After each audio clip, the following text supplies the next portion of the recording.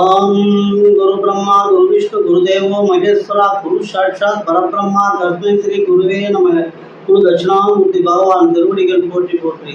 ஓம் ஆதித்யாய சோமாய மங்களாய புதாய ச குரு சுக்கிர சனி பேச்சு ராகவே கேதவே நமக।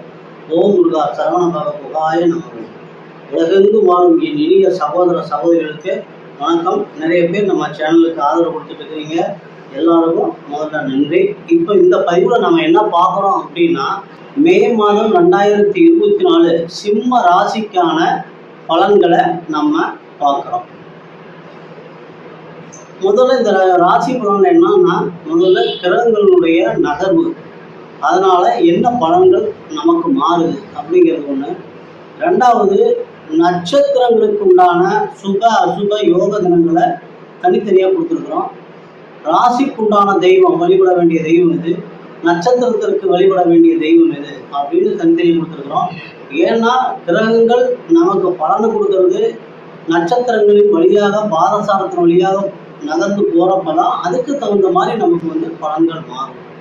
அதனால இது எல்லா தகவலும் உங்களுக்கு ரொம்ப பயன்படணும் அப்படிங்கிறதுக்கோசரம் நம்ம கொடுத்துருக்குறோம்। எல்லாரும் இதைய பயன்படுத்திக்கிங்க। இப்போ கிரகங்களுடைய நகர்வுகளை பார்க்கலாம்। இந்த மாதம் உங்களுடைய ராசி அதிபதி ராசிக்கு 9ஆம் இடத்திலும் 10ஆம் இடத்திலுமாக 2 இடங்களிலே இருக்கிறார்। ராசிக்கு 9ஆம் இடத்திலே மே 14 வரைக்கும், ராசிக்கு 10ஆம் இடத்திலே 15 இந்த மாத கடைசி வரைக்கும் உங்களுடைய ராசி அதிபதி சூரிய பகவான் இருக்கிறார்।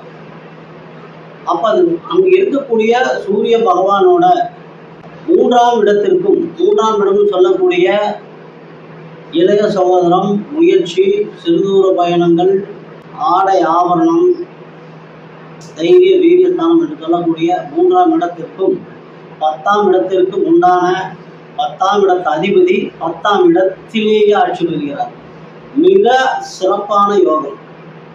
அது மட்டும் இல்லை, உங்களுக்கு ராசிக்கு 5க்கும் 8க்கும் உண்டான 5ஆம் இடம் என்று சொல்லக்கூடிய பூர்வ புண்ணிய புத்திர ஸ்தானாதிபதியான குரு பகவானும் 9ஆம் இடத்திலே பாக்கியஸ்தானத்திலே இருந்து 1-5 இருந்து 10ஆம் இடத்திற்கு வருகிறார், தொழிற்ஸ்தானத்திற்கு வருகிறார்। தொழிற்ஸ்தானத்தில் இருந்து உங்க ராசிக்கு 2 தனம் வாக்கு குடும்பம் சொல்லக்கூடிய 2ஆம் இடத்தையும், சுகஸ்தானம், தாய் ஸ்தானம், வண்டி வாகன யோகம் என்று சொல்லக்கூடிய 4ஆம் இடத்தையும், ரண ருண ரோக சத்ருஸ்தானம், தொழில் ஸ்தானம் என்று சொல்லக்கூடிய 6ஆம் இடத்திற்கும் குரு பகவானுடைய பார்வை இருப்பதால் இந்த மாதம் உங்களுக்கு அற்புதமான தனவரம் இருக்கிறது।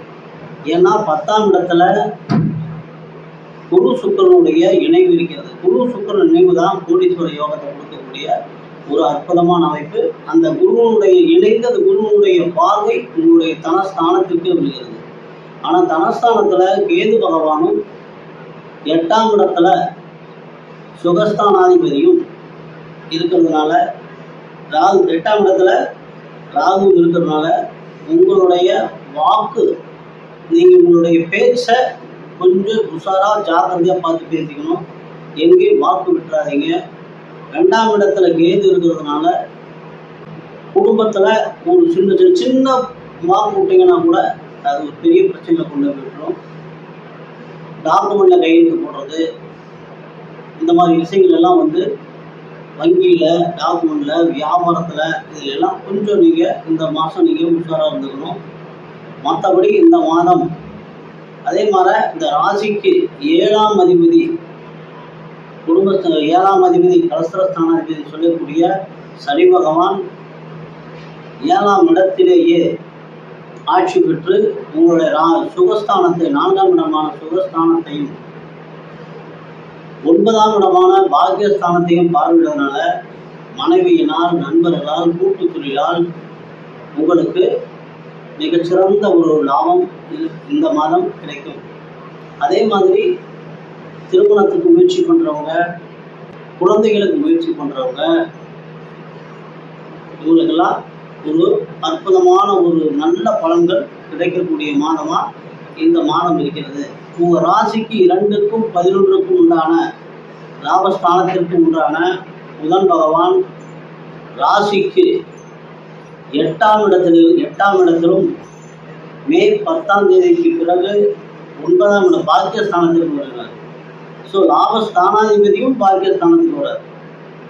லாபஸ்தானாதிபதி புதனா வர்றதுனால காலி நிலங்கள் விற்பனை, வங்கி வேலைகள், எழுத்து தொழில் இருக்கிறவங்க இவங்களுக்கெல்லாம் ஒரு மிகச்சிறந்த ஒரு மாதமாக தான் இந்த மாதம் இருக்குது. மொத்தத்தில் சிம்ம ராசி நேயர்களுக்கு இது ஒரு அற்புதமான மாதம். கொஞ்சம் உஷாராக நீங்கள் வாக்கு பேச்சு மட்டும் கொஞ்சம் சாதுரியமாக பேசிக்கணும். அதுக்கு அடுத்து பார்த்தீங்கன்னா எப்பவுமே ஒரு ராசிக்கு அதிபதியினுடைய ஒரு தேவதையும் நட்சத்திரத்திற்கு அதிபதியினுடைய தேவதையும் இரண்டையும் நீங்கள் சேர்த்தே வணங்கிட்டு வரணும். அதுவும் இல்லாமல் இந்த ஆண்டு குரோதி ஆண்டு சனி பகவானே மந்திரியா வர்றதுனால சனி பகவான் சனி காரகத்துவத்துக்கு உண்டான முதியோர்களுக்கு உதவி செய்கிறது, ஊனமுற்றோர்களுக்கு உதவி செய்கிறது, அனாதை குழந்தைகளுக்கு உதவி செய்கிறது, இந்த மாதிரி ஒரு நல்ல உதவி செய்ய நம்மளுடைய வாழ்க்கை மிகச்சிறந்த ஒரு நிலைக்கு வரும். உங்களுடைய ராசிக்கு சந்திராசிரம தினங்களை பார்க்கலாம். 4/5/24 மாலை 4:38 மணி முதல் 6/5/24 மாலை 5:45 மணி வரை உங்களுக்கு சந்திராசிரம தினங்கள். சிம்ம ராசியில மக நட்சத்திரத்தில் பிறந்தவங்களுக்கான சுப நாட்கள் மே 1, 3, 5, 8, 10, 12, 14, 17, 19, 21, 24, 25, 27, 29, 30 ஆகிய நாட்கள் சுப நாட்கள். அசுப நாட்கள் மே 6, 18, 20, 23 ஆகிய நாட்கள் அசுப நாட்கள். இந்த அசுப நாட்களில் புதிய முயற்சிகளை தயவு செஞ்சு தொடாதீங்க. மற்ற நாட்களில் நீங்கள் பண்ணிக்கங்க. முடிஞ்ச வரைக்கும் ஆஸ் யூஸ்வலாக ரொட்டீனாக செய்கிற வேலையில் இது ஒரு பெரிய பாதிப்பு வராது. புதிய முயற்சிகள் ஏதாவது செஞ்சீங்கன்னா அன்னைக்கு ரிசல்ட்டெல்லாம் கொஞ்சம் அவ்வளோ சரியாக வராது. யோக நாட்கள் மே 1, 3, 29, 30 ஆகிய 4 தினங்களும் உங்களுக்கு யோக நாட்கள்.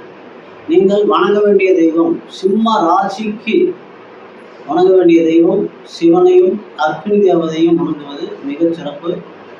அடுத்து மகம் நட்சத்திரத்திற்கு உண்டான தேவதை சுக்கிரன் வழிபாடும் சூரியனுடைய வழிபாடும் மிக மிக ரொம்ப ஒரு சிறப்பான ஒரு நல்ல ஒரு வழிகாட்டியாக உங்களை கூடவே இருந்து உங்களுக்கு எல்லா சிரமங்களிலிருந்தும் உங்களுடைய வழிநடத்தி கொண்டுட்டு போயிட்டு.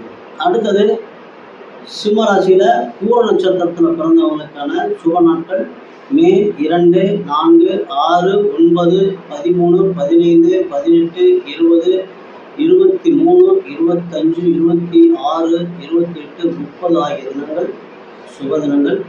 அசுப தினங்கள் மே 7, 11, 19, 21, 24 ஆகிய தினங்கள் அசுப தினங்கள். புதிய முயற்சிகளை இதில் கைவிட்டுறலாம்.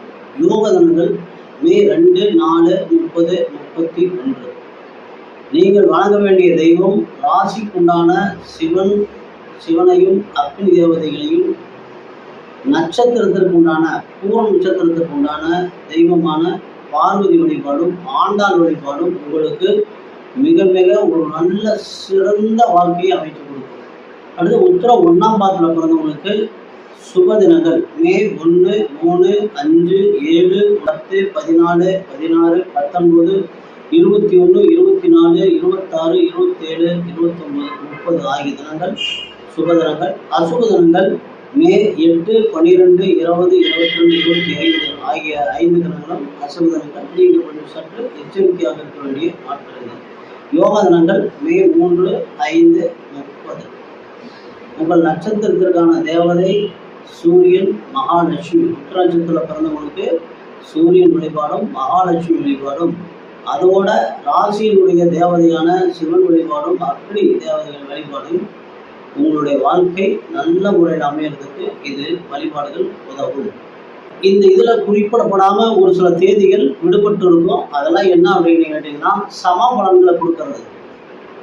அசுப பலனும் இல்லாமல் சுப பலனும் இல்லாமல் இருக்கிறதுனால அது ரெண்டுக்கும் சேராமல் இருக்கிறதுனால அதை ஒரு மத்திய பலனாக வச்சுட்டு அதை 1, 2 தான் வர்றதுனால அது இதில் விடுபட்டிருக்கும். அதை நம்ம சொல்லாமல் விட்டுருப்போம். நீங்கள் அதை வந்து பெருசாக எடுத்துக்க வேண்டியது இல்லை. நன்றி நேயர்களே. மறுபடியும் அடுத்த பதிவில் நம்ம பார்க்கறதுக்கு முன்னாடி உங்களுக்கு பிடிச்சிருந்ததுன்னா லைக் பண்ணுங்கள், சப்ஸ்கிரைப் பண்ணுங்கள். அது வரைக்கும் எல்லாம் வல்ல எம்பெருமான் ஸ்ரீ முருகப்பெருமான் உங்களுக்கு எல்லா வளங்களையும் நலங்களையும் மாறி வழங்க வேண்டும் என்று வேண்டி இந்த பதிவினை நிறைவு செய்கிறேன். நன்றி.